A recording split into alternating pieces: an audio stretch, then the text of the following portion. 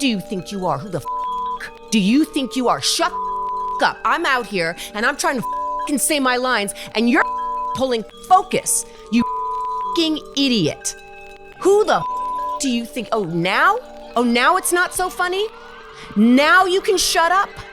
Now you can shut the up?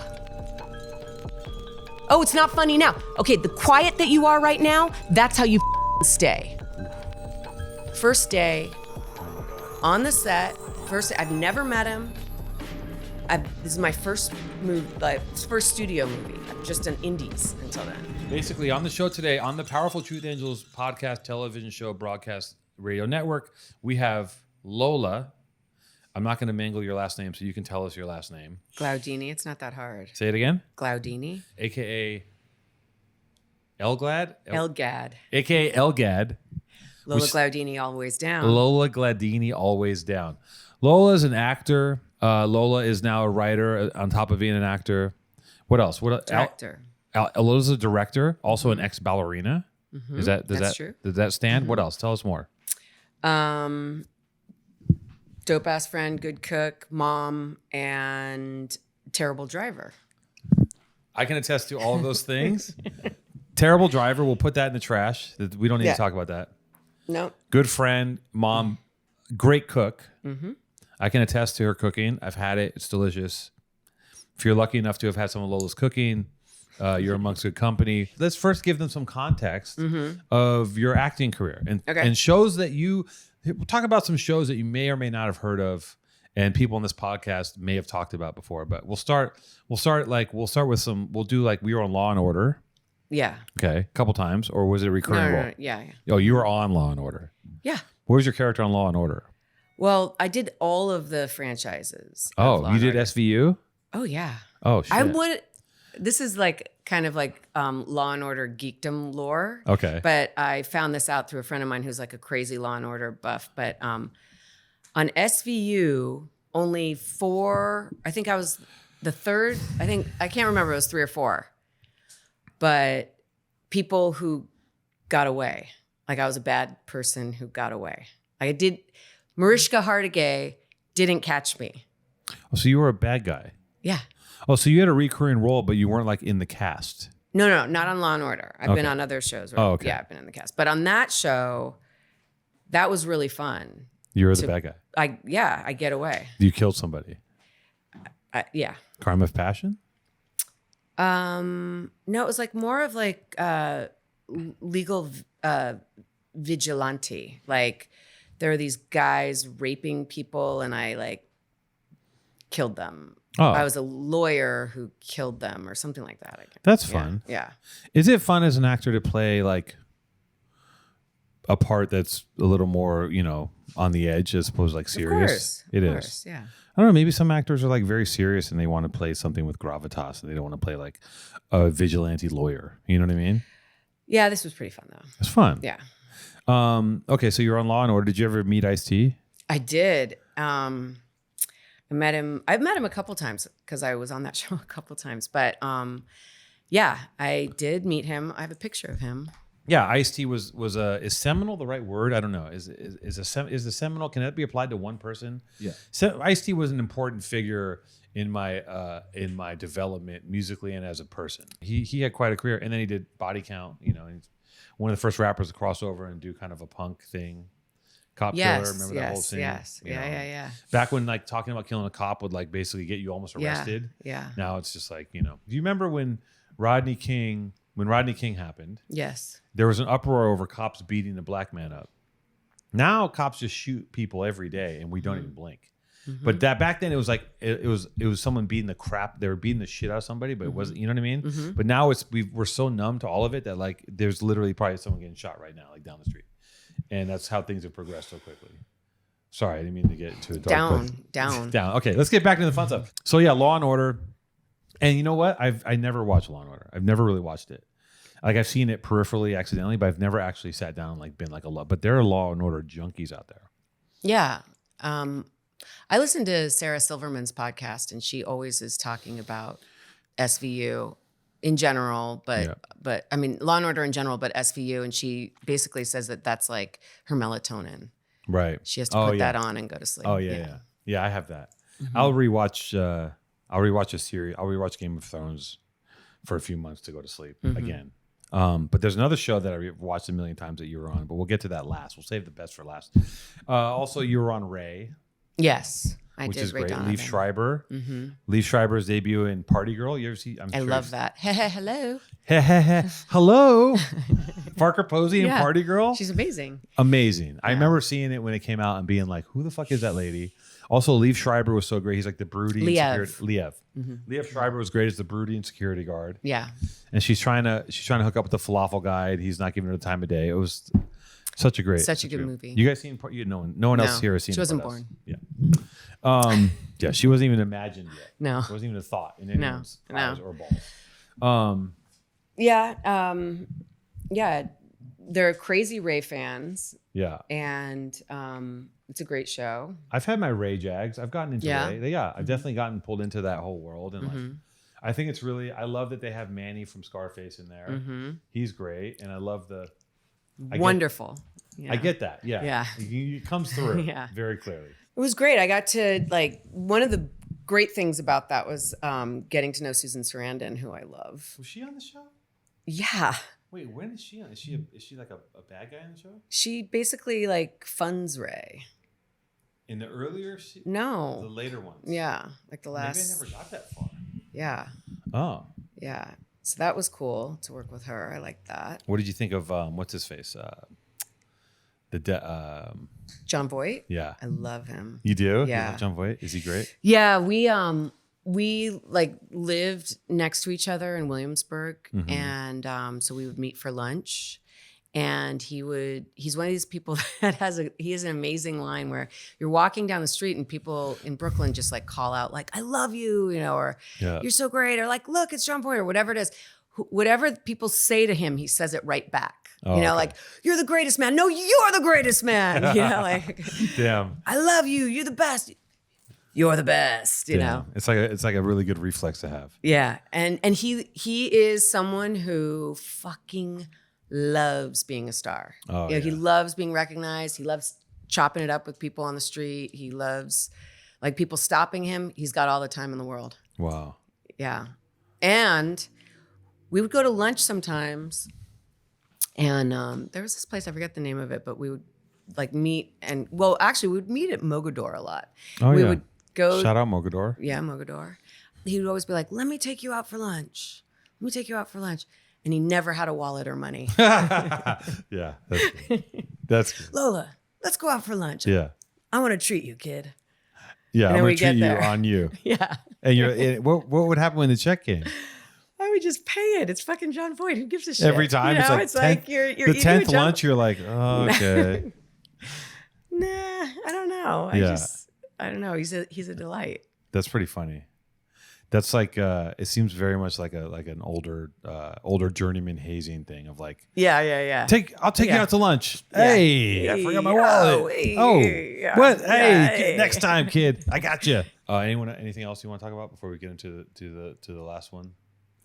Like other shows I've been on and stuff? Yeah, or any other projects that you feel really good about or that you've done? Yeah, I mean, I should just say that I'm someone who it's always very weird for me to talk about stuff I've done. So it's just not my comfort zone, You don't like talking about yourself in a you want to feel like you're bragging. Yeah, it's just not who I am in a weird way. So I mean I can, but we're just giving people context. We're gonna talk about who you are. Yeah, no, I understand. I mean, I just don't really see myself as a finished product or anything. I'm such a work in progress, and so, I did lots of series. I did a series called Criminal Minds for a long time. I did a series called Agents of S.H.I.E.L.D., which was a Marvel show. Oh, yeah. I did. I feel like that's the one that's going to hit for our fans the most. I feel like we have a lot of Agents of S.H.I.E.L.D. fans here. Shut up. No, I swear to God. Really? I feel like. It's so funny. Jason, make a poll and see which of her shows they like the most. I bet you it's Agents of S.H.I.E.L.D. Okay. Am I wrong? No. You think I'm wrong? It's a very popular show. Yeah. I did a show called Expanse. You did I love The Expanse. Really? I fucking love The Expanse. Really? Love it. Love it. I've watched that a couple times. I have a shaved head in it. Oh, I know who you are. You're one of the bad guys. It was great because it was kind of definitely for sci-fi. It had a level of grittiness and it was very interesting. And I was, again, I can't say enough about The Expanse. I loved it. So shout out The Expanse. And then what else? You want to talk about Sopranos? Well, that's where everyone. Yeah, You're like, yeah, a little filleting, a little. Let's just get to the goods. Yeah. Well, no, not to minimize any of the other things which are amazing It's okay. at all. Yeah. But like Sopranos is like Sopranos is like outside even The Expanse being Ray is great. They're all great shows, but Sopranos is like it's like a piece of art. Not that those things aren't, because they are, but this is like opera for me, you know? Yeah. Like Sopranos is a thing that I've watched maybe more than any other thing. Yeah. And every time I watch it, I'm still laughing. You didn't know I was on it though when we became No, friends. I didn't know I didn't have any context for what you did as an actor at all. I had no idea. But no, I didn't know you were on it. You were one of the FBI agents on that. You were trying to lead. I was like undercover. Yeah. Trying to lead poor Adriana astray from the family. From the family. You know what I mean? Yeah. She was trying to turn Adriana. And you know what? She's one of the people that got Adriana killed. Truly.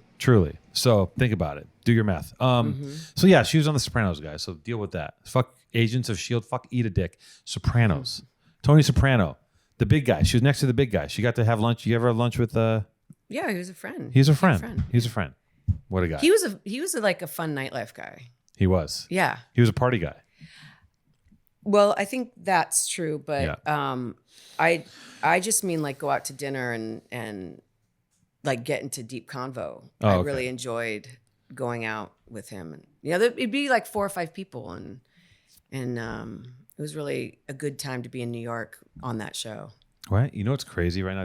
Please don't get angry at me. That it was 25 years ago. No, that I'm literally there's a picture of him over there on my wall, and I'm blanking on his name.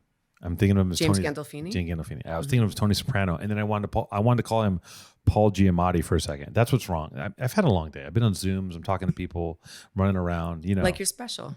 I'm not. I know. I'm not special. I'm giving No. myself an excuse. Maybe if I had some magic mind, if I had taken down a magic mind, I'd be in a better place. I think. You know what? Will you please get me a glass of water and a magic mind? Get one for Lola too. Is that supposed to sound like Magic Mike? No, Magic Mind is a drink. Is that why it's called that? There is no association with the male exotic review called Magic Mike. It is Magic Mind. Let me tell you guys about Magic Mind. It's holistic. It's green. There's no caffeine.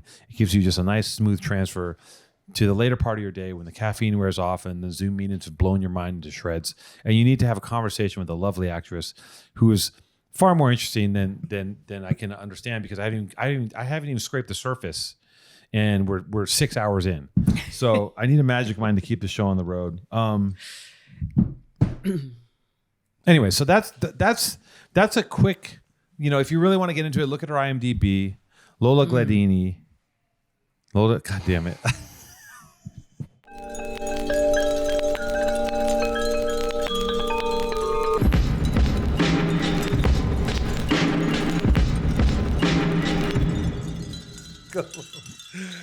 Lola Garbanzo bean. I like that. Okay, Lola Garbanzo. I'm going to use that. Yeah. So listen. What part of New York did you grow up in? I grew up in Manhattan. Why is that funny? What's so funny? The transition was funny. It was just like you're leaning. You're like, let's get serious. This is my Charlie Rose right now. Thank you. Do you want a magic mind? Sure. There's no caffeine. It's What fine ingredients are in there? what fine ingredients in here? Well, if I had my reading glasses, I can tell you, but Here. I can't. All the finest. This is one thing. It's from your hometown. It's from Venice. Yes. Venice Beach, to be Get the specific. fuck out of here! I can't read this small. I guess it's from Venice. Who knew? Shout out Venice. It's a little shot of just powerful goodness. A bunch of green ingredients. I don't know what's in here, but I know there's nothing bad in here. So this is my second one today, and hopefully this will get me through this interview because I don't want to embarrass myself any further. Lola grew up in New York. Yes. Okay. So I grew up on 151st Street and Broadway, and also East 81st between 2nd and 3rd. And what neighborhoods is that? Upper East Side is East 81st between 2nd and 3rd, and Spanish Harlem is 151st Street and Broadway. And that's so there's a big difference in those two neighborhoods, no? Upper East Side. No, I always Yeah, get but that's like where I grew up. The first like 5 years of my life, maybe like from before I was born till like a couple, like, I don't know, 4 or 5 years old, my parents squatted in the Dakota okay. That's cool. with like 8 other people. I mean, it's cool in hindsight. It probably wasn't cool for you, Right. right? It's cool to be like, Joan. Joan. Who's she barking at? Shout out to Joan.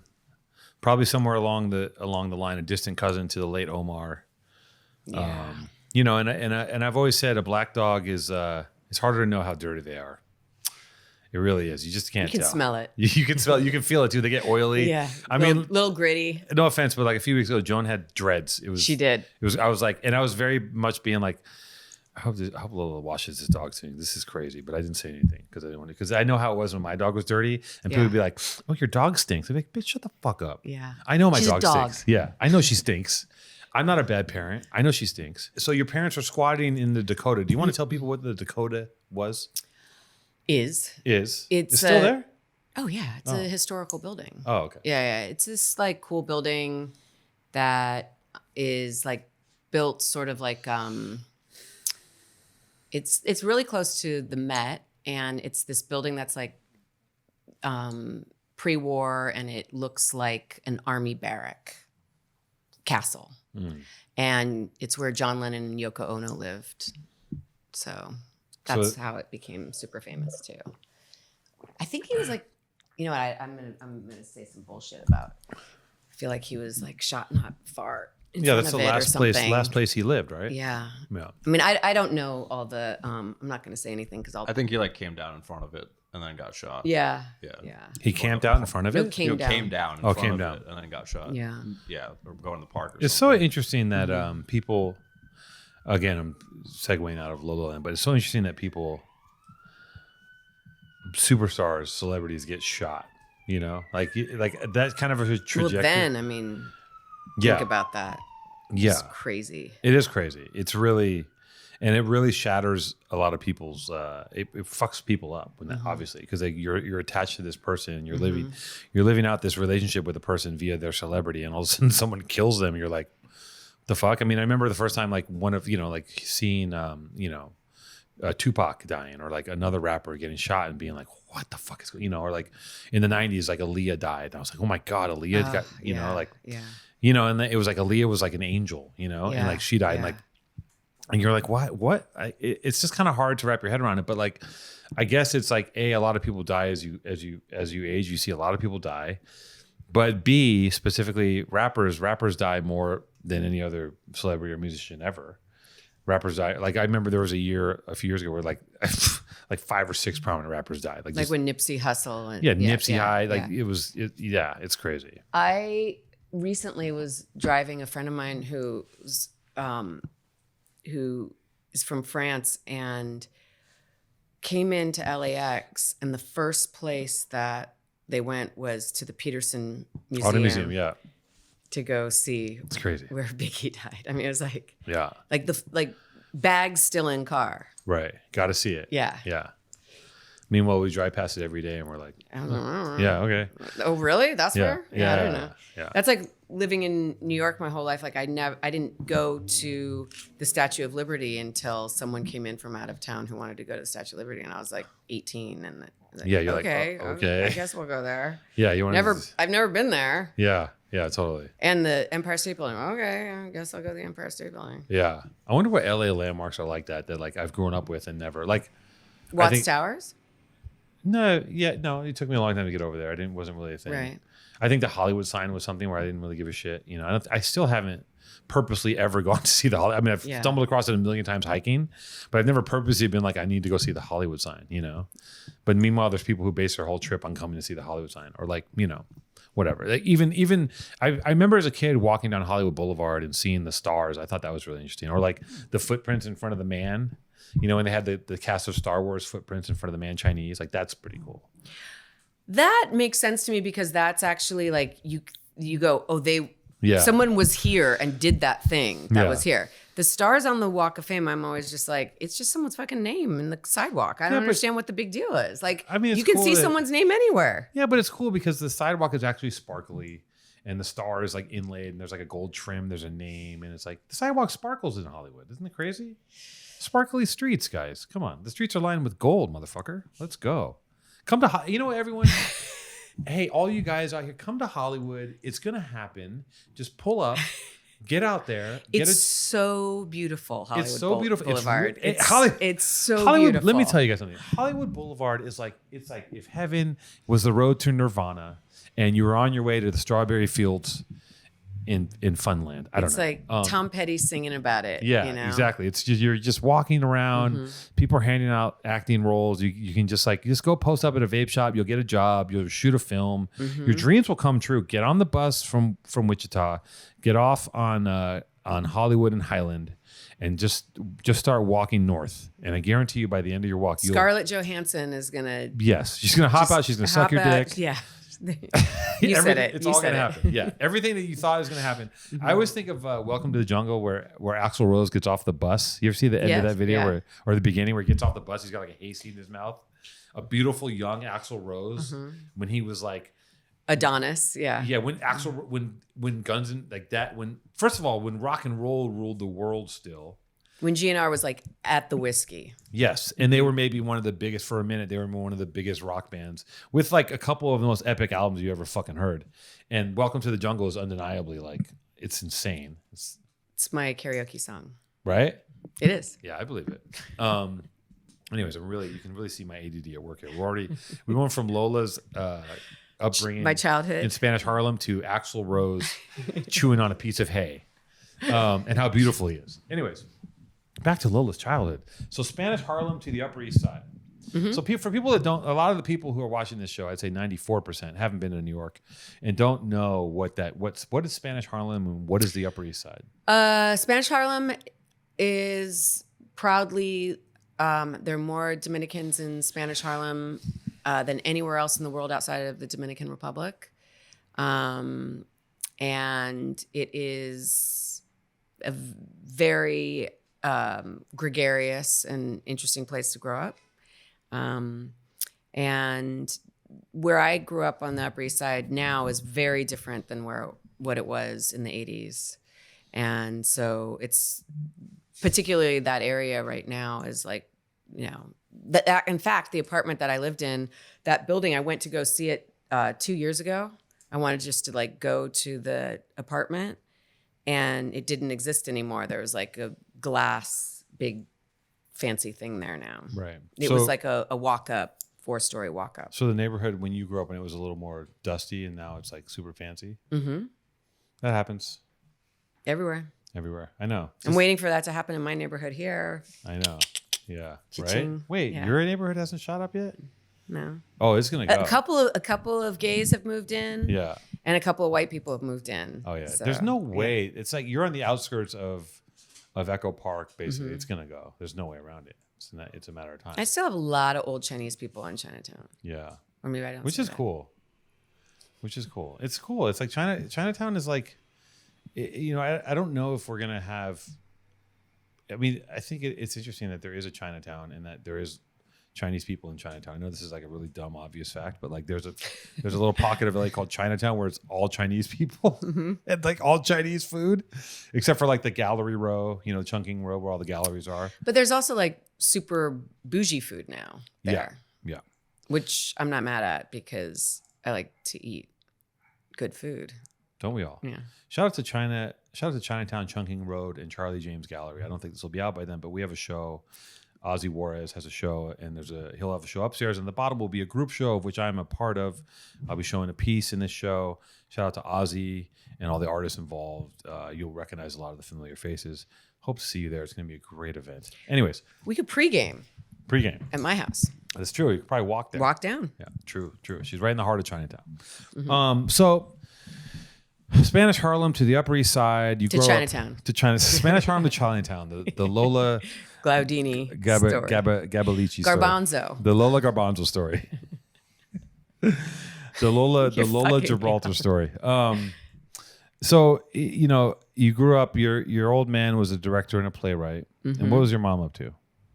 At the time, my mom was a dancer, and then she was an actor, and then she became a linguist, and she ended up in linguistics. That's so interesting. What does that mean? It's like if you're She studies languages and the way they change, and studies, and then what does she do? she teaches. She's written books about. She does a lot of work with immigration and sort of how to apply learning another language towards the workplace. Joni, Joan, you don't even live here. Joan, it's not your house. You don't have to protect us. You don't live here. This is an office. She's confused because this is a house. Sorry. This is my house in Los Feliz. It's not an office. This is not the Born and Raised office. This is a house. Joan, knock it off, please. This is not your place. It's not your place of business. So your mom's a linguist. She's a linguist, but she was a dancer and she was an actress. And then you as a child, what was your first, where did you lean towards first? Like, what did you want to do? So I grew up, my dad had this theater company called Theater Genesis. And my dad started it with like a bunch of other, this was like avant-garde theater in New York in the 70s. And he started Theater Genesis with a couple other people. And one of them was Sam Shepard, and Sam wrote the plays and my dad directed them. And so Sam was my godfather, and Sam and his then wife, Olan Jones, who's gone on to, she's a composer and she writes operas. We all lived in the squatted said Dakota apartment together. Everybody lived in there. In the same apartment. In the same apartment. Yeah. How many rooms was this apartment? One. Okay, so you guys all lived in one room. Sam Shepard, guys, just for context. I know no one in this room knows who Sam Shepard is, but I sure do. You guys all live. You just lived you guys were shared a room with Sam Shepard and 5 other people, basically. Probably more, but yeah. Yeah, chill. Yeah. So that was chill. Cool. It was cool. What's good about what's good about growing up that way is that what it does teach you is like that there are boundaries, and that hopefully you learn that. It's very sarcastic. that you have a beginning and an ending, and you don't just blend into other people in some sort of you don't bizarre share Mobius each strip. other. Yeah, you don't share each other's everything. No.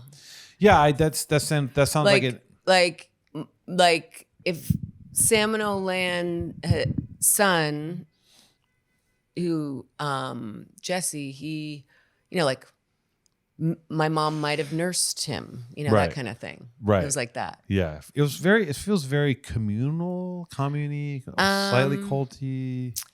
It was just very bohemian. Bohemian, that's the word. Yeah, that's the euphemism you're looking for. Right. It's like calling someone a free spirit. Uh-huh. Yeah. She's a free spirit, bohemian. Bohemian is the word. Listen, when bohemian is done right, it's fantastic. And then sometimes it can be a nightmare. I think it's done right, and then it, tilts. Yeah. There's a tipping point that the bohemian utopia at some point, just it all, the facade melts away and you're like, fuck, I can smell that dude. He's right there. I think it's more of, I'm trying to think of what my truth angel would say here. I think it's more of like how boundaryless people were then. Yeah. And that's like kind of the environment I grew up in. I feel like also at the time, like I can remember my dad didn't have very many boundaries. I think he spent, now that I'm remembering, I think he spent his entire life walking around the house naked. That tracks. He didn't give a shit. And also and I also remember my dad. I remember many times as a young kid. This probably happens a lot though. I remember many times as a young kid, whatever age this high, 4 feet tall is, whatever, or maybe 5 feet, whatever that age is, I would be in the bathroom with him when he's taking a dump and not even care. And I remember the heater on. The heater had those red coil heaters they have in those old Hollywood apartments. And I'd just be in there talking to him about it, and he's just taking a shit. And I remember this. That's a weird, right? Like if I have kids, I don't know if I want them in there when I'm doing my business. You guys, so boundaries, listen, put up fences and walls. Don't burp in front of your children. be prim and proper and Victorian. Raise them like fucking veal, and don't let them ever be imperfect. Right? That's good parenting. I don't know. I don't know. I don't know what good parenting is. I don't know anything. I truly don't know anything. So in that environment, it's definitely gonna cause you to, because I think being an actor, right? And I think being in the arts in any way is, I think it's a brave, and I don't want to say noble, but like, I just respect people that live by their wits. I respect actors. I respect stand-up comedians a lot. I respect anyone that can go and like, I respect someone that can stand-up comedians. I respect because if they're good, if you can go up on stage and just talk, and that's how you get your chips. Like, that's amazing. You just go up on stage. You don't have to wear it. You just go up there and talk. That's amazing, right? Artists also, you're just creating. You're painting. I do respect people that are involved in the arts and have decided to live that life, because there's been like a real like blur that's happened though between the commerce and the artistry. You're so right about that. And this wasn't that. No, this was not that. What was it then? Well, at the time it was like genuinely trying to push boundaries and create a new form of art and a new form of expression within the theater. Right. I think. And how does that influence you as a kid, like seeing that? Well, there was a lot of freedom in it.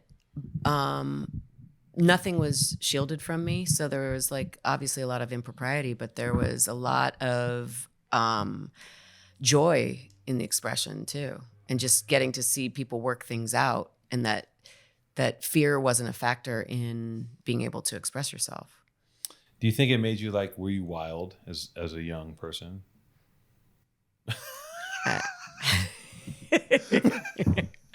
I don't know. It's relative. The look you gave me was crazy. It's like, oh my God. No, I wasn't wild. No? No. Lola Glaudini down for whatever wasn't wild? Dude, an acronym is so easy. It's been a long day. I know. Okay. Don't Don't worry about it.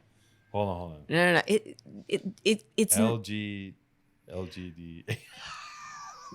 LGBTQ plus. Lola Glaudini down for what? Always down. Oh, LGAD.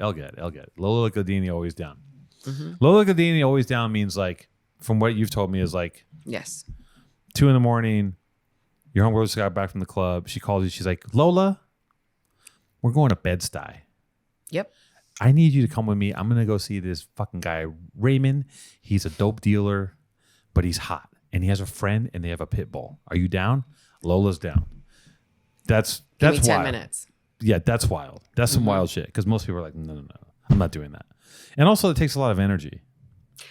I don't have any shortness of energy though. You got a lot of energy. Yeah, I have a lot of energy. So I think that look, I believe firmly that you're a product of your environment and how you were raised. And that can shape you for the first half of your life, and then the second half is up to you to figure out. But and I think that that I find that really interesting, because like you're raised in an environment where there was probably no rules, no boundaries, and you ended up in the arts. There's no fucking big leap there. And like the thing that I'm working on now, like the project that I'm working on now, I'm writing this group of short stories, and they're all based on true experiences that I had as a kid in the 80s in New York without parents. And it's about like there's this place that was in Crown Heights called Empire Rollerway. There's actually a book out with a book of photographs that someone gave me recently with it that I couldn't believe, because it's like something I'd been writing about. And we used to like sneak out of, I'm talking like I was like 12 years old, my friends and I would go out our fire escape, take a train or hitchhike, and go from Manhattan down to Brooklyn. Wild. That's wild. And we would go roller skating at Empire Rollerway. It's also New York too. Yeah. Yeah. And we would get up to all kinds of shenanigans, you know? Yeah. And all kinds of crazy shit happened, like bananas. And so that's what I'm writing about. That sounds great. If you read, you'd read it. Listen. Yeah. I have books in my house. I'm gonna do a audiobook for it so you can listen to it. Perfect. I'll listen to it. And actually and then we're making a series about it. So then I can watch it. You can watch it. Okay. Yeah. Just for the record, whatever. I'm not gonna defend myself. So just for the record, he can read. I can read clearly. I just can't read minuscule type. But I can read. Can you tell any like Hollywood Babylonic? Is that a word? Babylonic? I can tell. I have one really good story that I would like to tell. Okay, I'd love to hear. I was like 25, I want to say. Mm-hmm. Like, you know, it was my first studio movie that I did. And, okay, let me back up.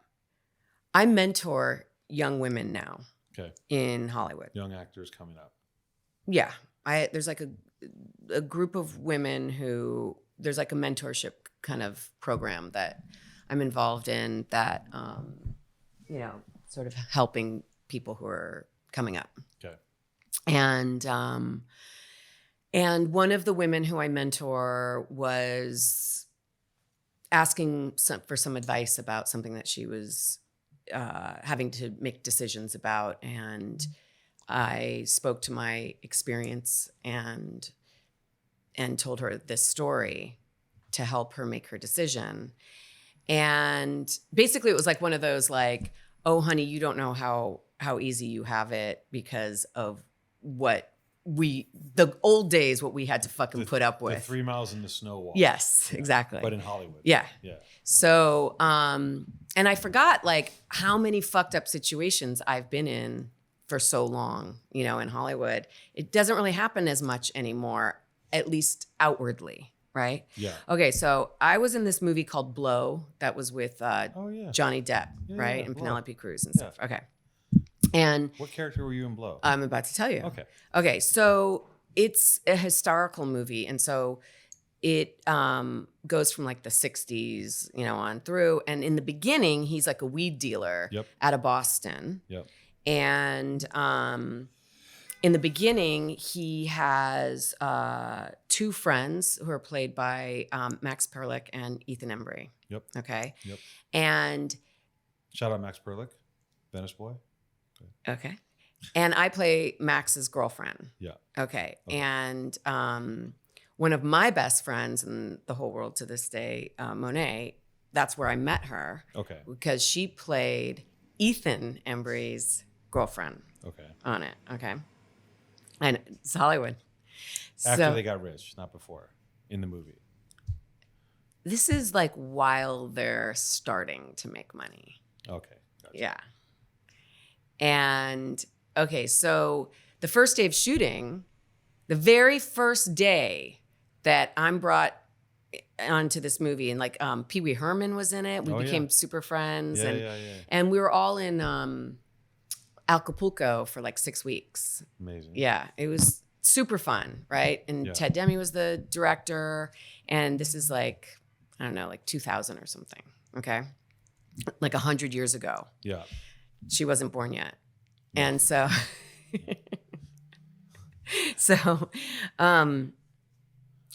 I show up on set day one. I haven't even met Johnny Depp at this point. And the scene is he's like walking. It's a track, right? And the camera's on a track going back and forth. And he's walking, saying a monologue we're in a mansion. And he's walking and he's talking. He has this big monologue about how he's going to move this product. And the three women, we are all like, we're basically arm candy. And we are I'm on a bearskin rug in a bikini. Mm-hmm. And we're all like half clad, you know, half dressed. Yeah. And we're in the background and we're like smoking a joint, passing a joint. You know, it's the 60s, like we're all like groovy or whatever. And Johnny Depp has this monologue that he does back and forth. And after a couple takes, Ted Demme comes over to me and he's like, okay, Lola, when Johnny Depp is like, sorry, he doesn't call him Johnny Depp. No. When Johnny is, saying his monologue, when he says this certain word, he gives me a cue and he says, I want you to just like burst out laughing like she just told you the funniest thing over here. We're in the background, deep background, right? And there's a roaring fire and I'm like splayed out in a bikini like this. And like someone's like giving me a joint and I'm supposed to laugh at this scene that we're creating. Yeah. And separate whole scene. Well, it's like they're doing, he's talking in the foreground and we're in the background like being the lovely babes or whatever. Yeah. So, he says his monologue. I hear the cue, and I go, and I do a big laugh or whatever. Carries on the scene. Cut. Back to one. Going again. We do it again. Ted gives me the cue, like, just like that. Perfect. I hear the cue. I burst out laughing. Johnny Depp, when they say cut, walks over to me. He walks over and he comes up to me. He sticks his finger in my face. And I'm in a bikini on the ground like this. And he comes over and he goes, who the fuck do you think you are? Who the fuck do you think you are? Shut the fuck up. I'm out here and I'm trying to fucking say my lines and you're fucking pulling focus. You fucking idiot. Who the fuck do you think? Oh, now it's not so funny? Now you can shut up? Now you can fucking shut the fuck up? Oh, it's not funny now. Okay, the quiet that you are right now, that's how you fucking stay. Oof. First day. Oh my God. On the set. First, I've never met him. This is my first first studio movie. I've just done indies until then. And I have the star who I have idolized. Yeah.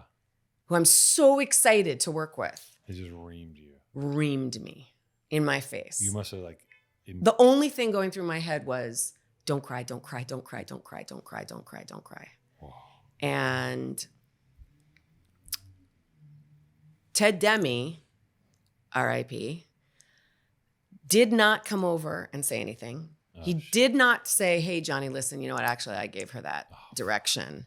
And... Oh, no, Ted Demme, no. Yeah. And no, he let you hang out to dry. Totally hung out to dry. I thought you were going to say that. I thought you were going to say that he stood up and he said, Johnny, hey, listen, babe.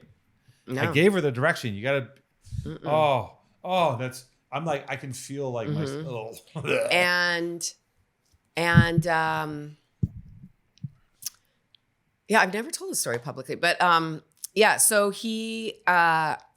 we go back to one and I have to then do the rest of the scene for like no bigs, like 5-6 more hours, Just like wanting to sink inside yourself and disappear. Yeah. And I don't know anyone. In a bikini.